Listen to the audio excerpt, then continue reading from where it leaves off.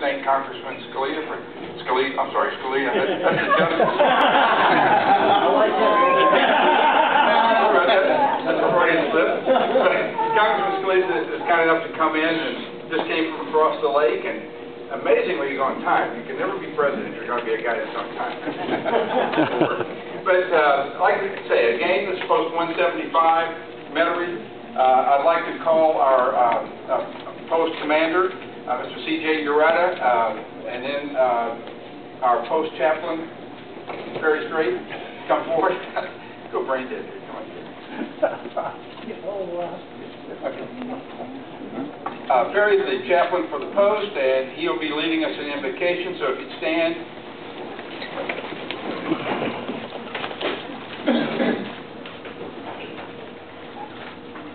Let's have a moment of silence for our service people.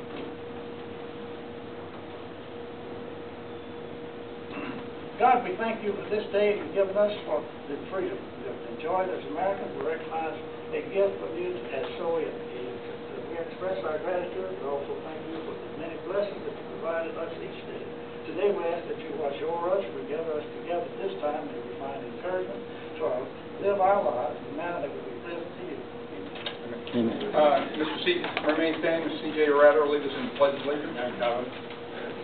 I pledge allegiance to the flag of the United States of America and to the republic for which it stands, one nation, under God, indivisible, with liberty and justice for all. Thank you.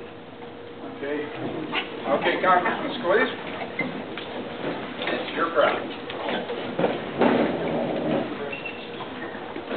I appreciate y'all letting us use the post to have this town hall meeting, and we are going to talk about the things that are going on in Washington, some of the challenges that we're facing today and in the future, and then take any questions that you've got.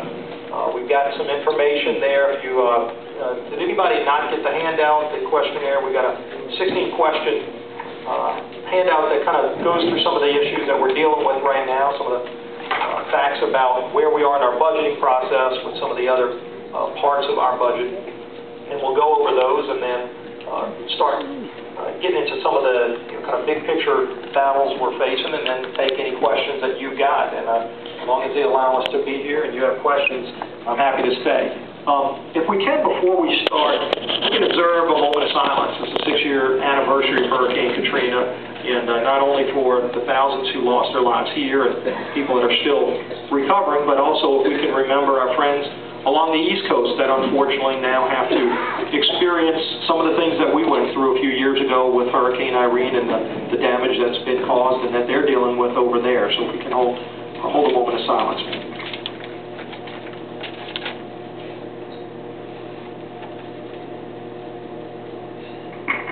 Thank you. Okay, if Brett, do you have, if you could bring the charts up. I want to first go over the answers to the questionnaire. Did y'all get a chance? Everybody got a chance to fill out their questionnaire? How many of y'all think you got half of them right? Oh boy, y'all aren't real optimistic today. That's because you think you got all of them right. How many of you think you got all of them right? Here you go. We're gonna see now. We're gonna go through all of these, and each one of them has a reference, a citation. Start off with the budget, of course. You know, as we're dealing with what we just went through a few weeks ago when Congress adjourned, and that was the fight over the debt ceiling and how much money we're spending and borrowing and how we're going to move forward. Of course, if you look at the debt clock, we've got a link on our website at scalise.house.gov. If you want a link, there's an actual live feed up every second. It's updating of just exactly the total national debt, the annual deficit, how much it costs per household. We're down to up to $46,000 per person that our country's in debt. So it's a massive problem. I want to show you first with the federal government how much money we spend and where we spend the money. This pie chart will show you, gives us the answer to question number 1. For those of you who answered number 2, and that is healthcare. Healthcare is the largest sector of the federal government. We spend 23% of our federal budget on Medicare, Medicaid, Veterans Affairs. So on the healthcare component of our budget, that's the largest part, and that's 23%. 23%. The second largest is Social Security at 20%. Then you have defense at 19%, and it goes down from there. So that gives you an idea of how the money for the federal treasury is spent. So question number 2 is the correct answer. Answer number 2. Question 2, gross domestic product. What percentage of our budget is currently deficit spending? The answer is answer number 5. 100% of GDP is the correct answer. So obviously it gives you an idea of how big that problem is in terms of the deficit spending this year. Number 3, how much money that we spend for every dollar we spend, how much of that is borrowed money? How many of you said 25 cents? How many of you said 33 cents? How many of you said 40 cents? That is the correct answer. It's about 41 cents of every dollar we spend today at the federal level is borrowed money. Again, if any of y'all were operating your household budget that way or trying to run a business that way, it probably wouldn't be long before you no longer had your house or you no longer had your business. Again, big problem we've got to address. In 2010, what was the total federal deficit?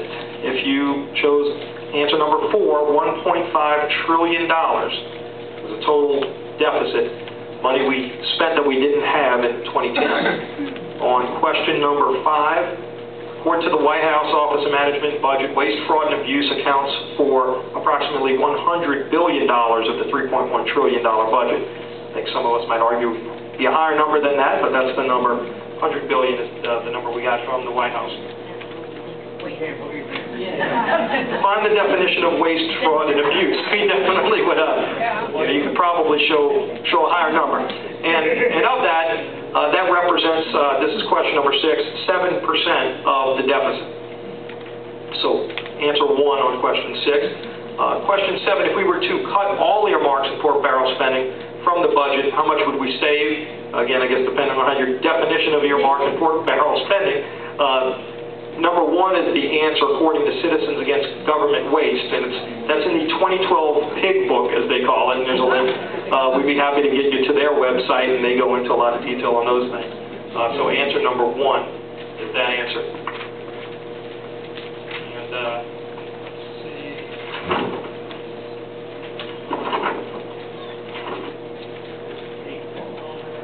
Y'all have the rest of them? Somebody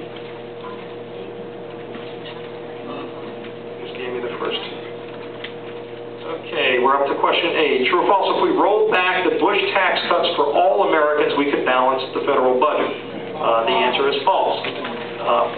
We're going to be talking about tax policy more. I'm sure some of you may have some questions about taxes, the Bush tax rates, the current tax rates, which are more than the same at this point.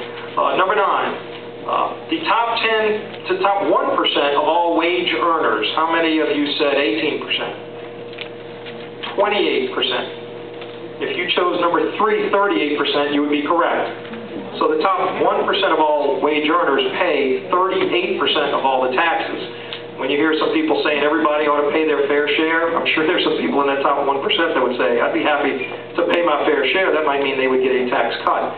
And let's go to number 10. The top 10% of all wage earners pay 70% of all the taxes. So number 3 is the answer to question number 10. And so, this last one really, I think, shows you where we're starting to get some real gaps in what's become a very inequitable, I think, very unfair tax code. What percentage of Americans currently pay no personal income taxes?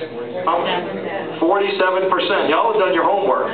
The correct answer. So you're at a position right now where nearly half the country pays nothing. Again, if we want to talk about equity and fairness and everybody paying their fair share, kind of hard to call it a fair tax system when 47% of the people currently pay no income taxes. And we'll be doing questions shortly. Can we come back to this? Oh yeah, absolutely. Yeah. Question number 12, when Medicare was created in 1965, the life expectancy, according to the U.S. Center for Disease Control, was 70. That's answer number 4. So 70 was the answer. Today, how many people think, on the question 13, how many people think it's 70 today? How about 75? 79 is the correct answer. So from 1965 to 2011, it's now 79 years is the average life expectancy. And some ideas of some demographic issues, and then according to the American Medical Association, nearly 1% of primary care physicians already limit Medicare patients in their practice. How many said 20? I said 25. How many said 31? 31% is the correct answer. And Medicaid is even higher. More than half of doctors today won't take Medicaid patients. So on those two programs shows you that there are already some inherent problems. Number 15, in 1940, there were 159 workers for every Social Security beneficiary. Today, there are three. Quite a change in terms of who's sustaining a system that's got some problems that ultimately should be fixed. And the final question, number 16, President Obama's budget, according to the White House's own projections, will accumulate more debt by 2020 than every president in history from George Washington through George Bush. That is true. So that is answer number 1 on 16. So